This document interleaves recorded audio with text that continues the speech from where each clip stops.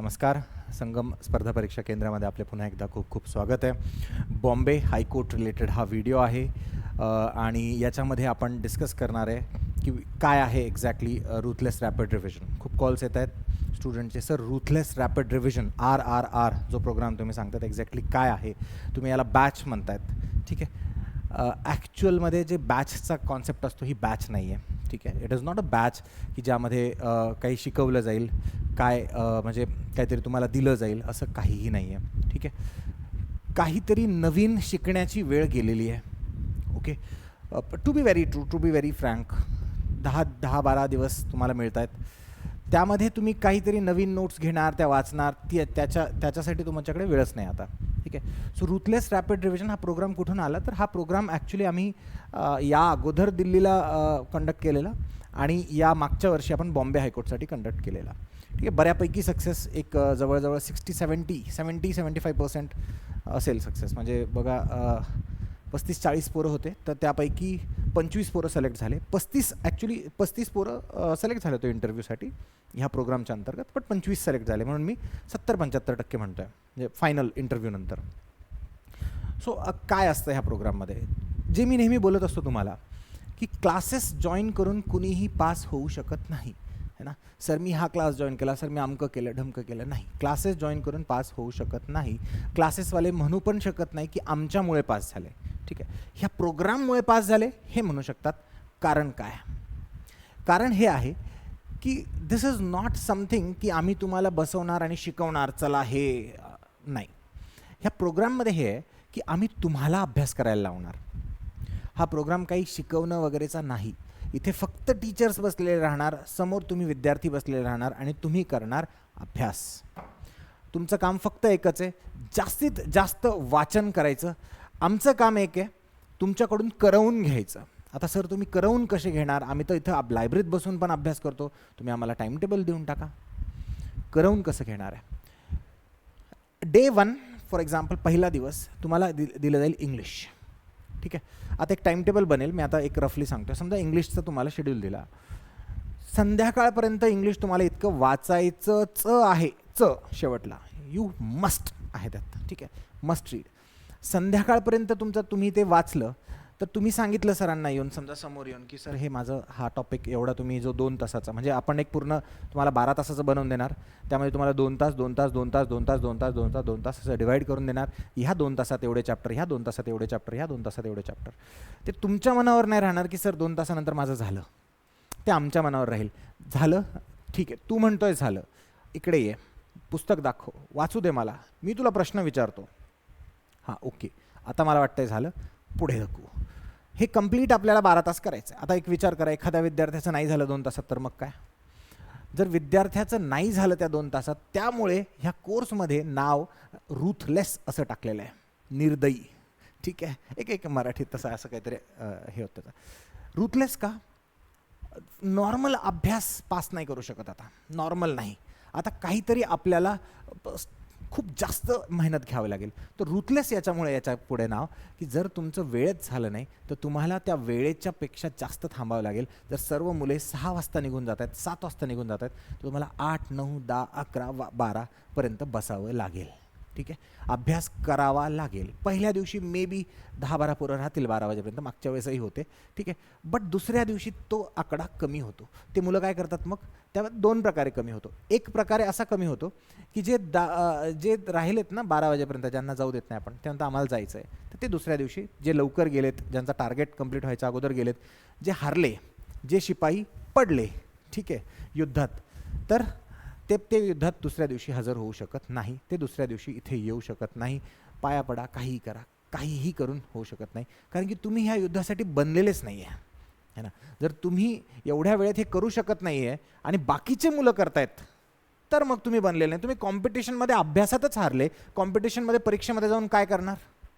Okay, so हा एक point आहे. तुम्ही निघून गेलात, एक दिवस जरी सुट्टी मारली, संपले, तुम्ही युद्धातूनच बाहेर आहे. अरे 10-12 दिवस मिळतात, 10-12 दिवसात मी तुमच्याकडनं करून घेतोय, 10-12 दिवस मेहनत करायची, ते नाही करू शकत तुम्ही, जे आयुष्यभर तुमचं आयुष्य हे करणार आहे, तर मग काय? आणि हा प्रोग्राम बिलकुल पैशांसाठी नाही, याच्यामध्ये फीस नाही आहे.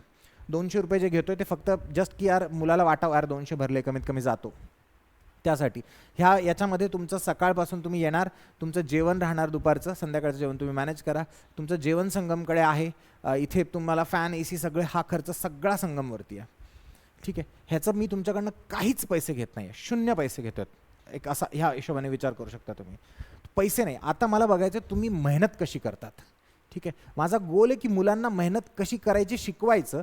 माझा गोल एकच आहे बघा, पहिल्या दिवशीपासून मी एकच गोष्ट बोलत आलेलो आहे, रेकॉर्डेड बॅच लावू नका. रेकॉर्डेड बॅच लावू नका, त्याला गायडन्स म्हणत नाही. गायडन्स काय असतं, आम्ही मार्गदर्शक आहोत, मार्गदर्शन काय असतं हे मला तुम्हाला दाखवायचं आहे एक्झॅक्टली.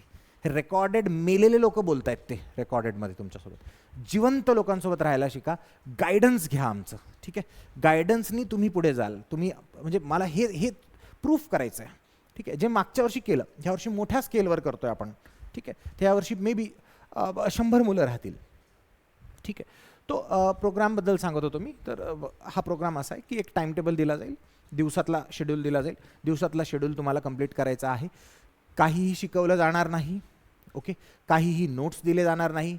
हो, काही MCQs दिले जातील, बट मी प्रॉमिस करत नाही पुन्हा हे शिकवलं जाणार नाही, नोट्स दिले जाणार नाही. MCQs दिले जाऊ शकतात तुम्हाला, की मे बी मी प्लॅन करतोय की त्या 2 तासात जेवढा तुम्हाला शेड्यूल दिलं आहे, 3 तासात जेवढा शेड्यूल दिलं आहे, त्या 3 तासावरती एक पटकन MCQ टेस्ट घेऊन टाकायची. आणि at the end of the day, दिवस संपल्याच्या नंतर 7 वाजता ज्यांचं नाही झालं आहे त्यांना मिळणार नाही, एक फुल लेंथ टेस्ट मिळेल. फुल लेंथ टेस्ट काय असते? फुल लेंथ म्हणजे तुम्हाला 90 प्रश्नांची एक टेस्ट मिळेल. आता दररोज मिळेल का? नाही, एक दिवसाआड. एक 13ला मिळेल पहिली, मग तुम्हाला 15ला मिळेल, मग 17ला मिळेल, 25ला मिळेल, मग 26ला जाऊन पण काय करायचं याच्याबद्दल पूर्ण तुमचं कानउघडणी केली जाईल. ठीक आहे, की काय करायचं आहे. म्हणजे तुम्हाला परीक्षा हॉलमध्ये गेलेत ना तुम्ही, तर असं वाटलं नाही पाहिजे की मी परीक्षा देतोय. ठीक आहे, आपला प्लॅनच हा आहे की मुलगा सक्सेस झालाच पाहिजे 100%. ओके, कारण अभ्यास काय आहे, अभ्यास बाकी म्हणजे अभ्यासाच्या व्यतिरिक्त काय तिथे गेल्यावर काहीच नाही. कॉन्फिडन्स एक आहे, अभ्यास एक आहे. कॉन्फिडन्स 70%, अभ्यास 30%. कॉन्फिडन्स तुम्हाला इथे अभ्यास केला, तुम्ही येऊन बसले की यार मी अभ्यास केलेला आहे, मग कॉन्फिडन्स ऑटोमॅटिकली वरती जातो. कॉन्फिडन्स लो कोणाचा होतो? एक खूप जास्त अभ्यास करण्याचा कॉन्फिडन्स लो होतो, आणि काहीही म्हणजे एक मिनिमल अभ्यास करणाऱ्यांचा कॉन्फिडन्स लो होतो. खूप जास्त अभ्यास करणाऱ्यांच्या बिचाऱ्यांचा प्रॉब्लेम आहे, तर त्यांना आपण थोडं चर्चा करून आपण त्यांचं मेंटल स्टेबिलिटी आणू शकतो त्यांच्यामध्ये. इथे बसवून यार तुम्ही ज्या वेळेला ती टेस्ट होणार आहे तुमची मेन एक्झाम, त्याच वेळेला टेस्ट कंडक्ट करणं, इथे बसवणं, ते सगळं करणार आहे आपण. ठीक आहे, त्या 10 दिवसात. आता मला सांगा मुख्य प्रश्न, सर हा अन्याय आहे आणि ऑनलाईन स्टुडंटसाठी पण तुम्ही केलं पाहिजे.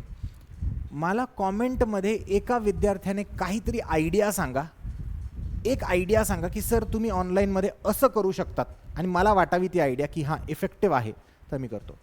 मी ऑनलाईनमध्ये का नाही घेऊ शकत? करताय की नाही पाहू नाही शकत. कमी लोक आहेत, 100 लोकांसाठी 100 लोक मला कामाला ठेवावे लागतील की बाबा तू कॉल कर, सगळ्यांना होतं आहे की नाही, प्रश्न विचार. ते पॉसिबल नाही आहे. हां, मग ऑनलाईन स्टुडंटसाठी मी इथे बसलेत स्टुडंट, समजा समोर क्लासरूम आहे, आपल्या क्लासरूमसमोर बसलेत, मी गेलो त्याच्याकडे आणि बघितलं हां करतोय की नाही अभ्यास, तिथे जाऊन उभा जरी राहिलो मी 10 मिनटं की तो जबरदस्ती वाचतो. ऑनलाईनसाठी कसं करू? मी करूच शकत नाही ऑनलाईनसाठी. ऑनलाईनसाठी पर्यायच नाही आहे. हे काही डिस्क्रिमिनेशन वगैरे काही असं चालू नाही आहे इथे, है ना.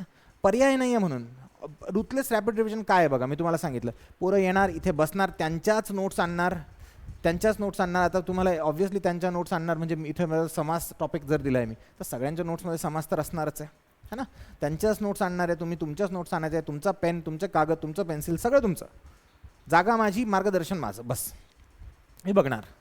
ओके, सो तुम्हाला ऑनलाईनमध्ये हे करण्यात मला वाटत नाही काही मजा आहे. मी ऑनलाईन लावून दिलं यूट्यूबवरती, मी फक्त उभा आहे, पोरांकडे बघतोय, हेच दिसणार तुम्हाला. तुमचा अभ्यास होणार नाही, काहीच होणार नाही, शिकवणार नाही आहे याच्यात. ठीक आहे.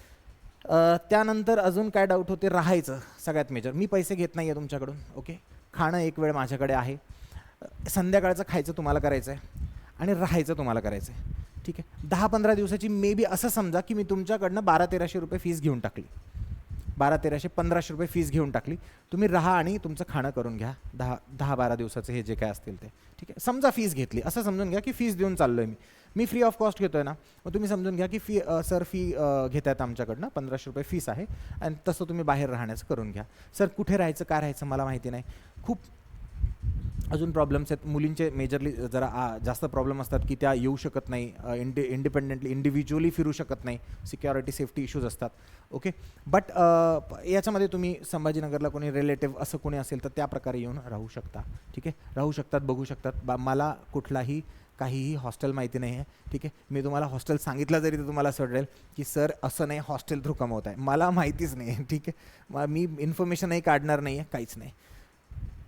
टार्गेट काय, येत्या 15 दिवसात परीक्षा कशी पास करायची हे तुम्ही स्वतःला सांगणार. तुम्ही स्वतः शिकणार की अरे हां अशी पास करायची असते परीक्षा. तुम्ही स्वतः करणार, तुम्ही स्वतः पास होणार आणि तुम्ही स्वतःच विद्यार्थ्यांना इथे उभं राहून सांगणार त्या दिवशी की आम्ही काय केलं म्हणून पास झालो. जे मी बोलतोय तेच तुम्ही बोलणार, जे मी बोलतो ना तेच तुम्ही बोलणार, ही माझी गॅरंटी आहे. 26 एप्रिलला एक्झाम होईल, मेमध्ये तुमची मे बी टायपिंग होईल. आता जास्त अंदाजे लावत नाही, माझा ऑलरेडी परीक्षेबद्दल अंदाज चुकला होता. ठीक आहे, तर मेमध्ये जनरली मे एंडिंग किंवा जूनमध्ये तुमची टायपिंग टेस्ट होईल आणि जूनमध्येच तुमचं इंटरव्ह्यू वगैरे शेड्यूल होऊन जाईल. जूनपासूनच तुम्ही, जून किंवा जुलैपासून तुम्ही कामाला जाल. त्या अगोदर तुम्ही इथे येऊन सांगाल की हां रेकॉर्डेड बॅच का खराब आहे, मार्गदर्शनाची कशी गरज आहे, मार्गदर्शन ॲक्च्युली काय असतं हे तुम्ही सांगणार. सो प्लीज या. ऑनलाईनसोबत खरंच काही माझं दुश्मनी नाही आहे आणि माझ्याकडे ऑफलाईनपेक्षा ऑनलाईनमध्ये स्टुडंट जास्त आहेत, मान्य आहे मला हे. पण ऑनलाईनचं लक्ष ठेवणं, रुथलेस रॅपिड रिव्हिजन ऑनलाईनसाठी पॉसिबलच नाही आहे. ठीक आहे, बस एवढंच काही आहे ह्या प्रोग्राममध्ये. अजून काय डाऊट्स आहेत तुमचे, मी एक काम करतो, संध्याकाळी आता हा व्हिडिओ येईल तुम्हाला, संध्याकाळी 8 वाजता मी एक यूट्यूब लाईव्ह घेतो. ठीक आहे, 8 वाजता किंवा तोपर्यंत तुम्ही तुमच्या फ्रेंड्सला वगैरे पाठवून ठेवा हा व्हिडिओ, ते बघून घेतील आणि मग त्यानंतर उद्याच घेऊ आपण, है ना. उद्या सकाळी 11 वाजता आपण हा लाईव्ह व्हिडिओ घेऊ. मग तुमचे जे काय प्रश्न असतील ते तुम्ही मला विचारा, आपण तिथेच सॉल्व्ह करू. तुमच्याकडे जे काय आयडियाज असतील आपण तिथेच तिथल्या तिथे सगळं सॉल्व्ह करून मग आपण परवापासून आय थिंक आहे ना, आज 10 आहे, उद्या 11, परवा 12, 13 मग एक ऑनलाईनसाठी एक पर्याय आहे, तो मी करणार आहे. जो शेड्यूल मी ह्या मुलांना देणार आहे, ठीक आहे, जो शेड्यूल मी ह्या मुलांना देणार आहे, सकाळी मी तोच आपल्या संगमच्या टेलिग्राम चॅनलवर टाकणार आहे. सर टेलिग्राम चॅनल कोणतं, तुम्ही ते जॉईन करून घ्या, डिस्क्रिप्शनमध्ये आहे तो शेड्यूल, की आजच्या दिवसाचा शेड्यूल हा आहे. ठीक आहे, 2 तासांचा. तर मग तुम्हीच घ्या, तुम्हीच मग स्वतःवरती लक्ष ठेवून तुम्ही स्वतः अभ्यास करा. ठीक आहे, बट टार्गेट हे की 10-12 दिवसात मला एक विषय कमीत कमी 2, जास्तीत जास्त 3 वेळेस वाचायचा आहे, म्हणजे पास व्हायचं आहे. ठीक आहे, चला मग एकदम रेडी व्हा. ठीक आहे, आणि खराब वातावरण आहे संभाजीनगरमध्ये, ऊन आहे खूप, तुमच्याकडे ऊन असू शकतं, धूळ आहे, सर रूम चांगली नाही आहे, सगळं खराब आहे. ह्या सगळ्या खराबमधून आपल्याला इतकं सुंदर ऑब्जेक्टिव्ह घेऊन यायचं ना बाहेर, खरंच सांगतो तुम्हाला, सगळं खराब आहे. ओके, जितकं तुम्हाला आरामशीर मिळेल, जितकी भारी रूम मिळेल, तितकं तुम्ही सक्सेसपासून दूर जाणार. त्याला कम्फर्ट झोन असं म्हणतात. मी विद्यार्थी मला भेटायला आला की त्याला सांगतो लायब्ररी कोणती लावली आहेस, बरं ठीक आहे, किती दिवसापासून येते तू त्या लायब्ररीत, तो मग तसं मी 1 वर्ष झालं, 6 महिने झाले. मी त्याला सांगत असतो लायब्ररी उद्याच्या उद्या बदलायची. कम्फर्ट झोनमध्ये गेला, सर नाही माझा तिथे अभ्यास होतो, तिथे अभ्यास होतो नाही, तिथे तुला आवडतं आता बसायला, ते सोड, दुसरीकडे जाऊन बस. ठीक आहे, तिसरीकडे जाऊन बस. दर 2-3 महिने लायब्ररी चेंज, जशी मेस चेंज करतात ना तुम्ही बाहेर राहणारे, तसं लायब्ररी चेंज करा. या कम्फर्ट झोनमधून बाहेर निघा प्लीज, की सर मला तर इथं मस्त आहे, लायब्ररी आहे, घर आहे, जेवण आहे, सगळं मी का करू. कम्फर्ट झोनच्या बाहेर निघा, मगच पास व्हाल. सर शिपायाचा मुलगा, सर झाडणाऱ्याचा मुलगा IAS झाला वगैरे हे बघायला मिळतं ना तुम्हाला, ते कम्फर्टमध्ये नसतात त्यांच्या. नीट लक्ष ठेवा, त्यांना पैसे जास्त मिळतात असं नाही, त्यांना अभ्यास जास्त त्यांना कंटेंट जास्त मिळतो असं नाही. त्यांची मेहनत घेण्याची तयारी याच्यामुळे वाढते, कारण ते त्या ज्या कंडिशनमध्ये राहत असतात त्या कंडिशनमधून ते बाहेर निघत असतात कंटिन्यू, कारण की त्यांना दररोज नवीन अडचणी असतात, न्यू चॅलेंजेस असतात. मी तुम्हाला ही नवीन चॅलेंज देतोय 13 तारखेपासून. याच्यात संगमचा खरंच काहीही बिझनेस मोटिव्ह नाही. तुम्ही मला फक्त स्टुडंट्सला ही नवीन एक चॅलेंज द्यायची, ही चॅलेंज घ्या, स्वीकारा, या. आणि अजून एक रजिस्ट्रेशन फॉर्म मी आज रात्री रजिस्ट्रेशन फॉर्म टाकणार आहे. माझ्याकडे बसायला जागा लिमिटेड आहे, तर रजिस्ट्रेशन फॉर्म भरा. आणि प्लीज ज्यांनी कोणी रजिस्ट्रेशन फॉर्म भरला आहे त्यांनी या, असं नका करू की तुम्ही दुसऱ्याची जागा खाऊन घेतली एक. सो प्लीज रजिस्ट्रेशन फॉर्म भरा आणि या. ठीक आहे, थँक्यू सो मच.